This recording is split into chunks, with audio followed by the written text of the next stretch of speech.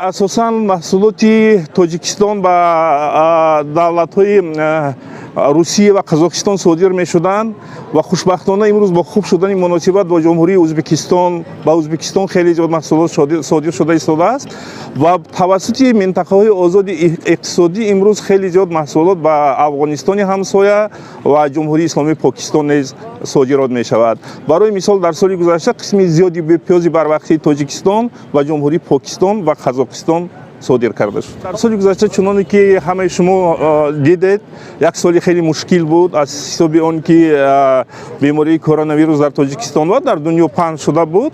Мо кӯшиш ба харҷ додем ки майдончаҳои онлайнӣ ташкил кунем, аз хориҷи кишвар харидоронро ҷалб кунем ва тавассути интернет хеле зиёд чӣ кардем ва имрӯз агроплатформаҳо кушода шуда истоданд ки дар он ҷо мо метавонем маҳсулоти истеҳсолкардаи деҳқони хатлониро тарғиб намоем ва ҷалби хориҷиён туризм мусоидат мекунад. Вақте ки як сайёҳ мебояд ва дар ин ҷо таъм намуди ин мерад дар ватани худаш тарғиб мекунад, соҳибкорони он ҷо як хоҳиш пайдо мекунанд ки ба ин ҷо биёянд ва ман гумон мекунам ки дар сатҳи давлатӣ низ бар ҳамкориҳои давлатӣ чуноне ки ман медонам рӯзҳои наздик миқдори хеле калони пиёз пас аз сафари президенти ҷумҳурии Қазоқистон ва Тоҷикистон ба Қазоқистон содир карда шуд.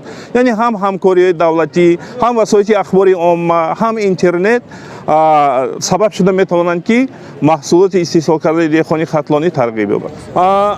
Хуб мешуд ки дар омӯзишҳое ки ташкилотҳои байналмилалии, ташкилотҳои ҷамъиятӣ баргузор мекунанд, бештар ба ҳамин диққат медоданд, чунки илм ин як чизи пешраванда аст ва дар як ҷо қарор надорад. Биноан ман гумон мекунам ки дар оянда қадам ба қадам истифодаи васоити ахбори омма, истифодаи интернет, истифодаи майдончаҳои тарғиботӣ бештар мегарданд. Чопи буклетҳо, брошюраҳо сабаб мешаванд ки ҳамин тарғиб ёбад ва дар хориҷи кишвар интиқол ёбад.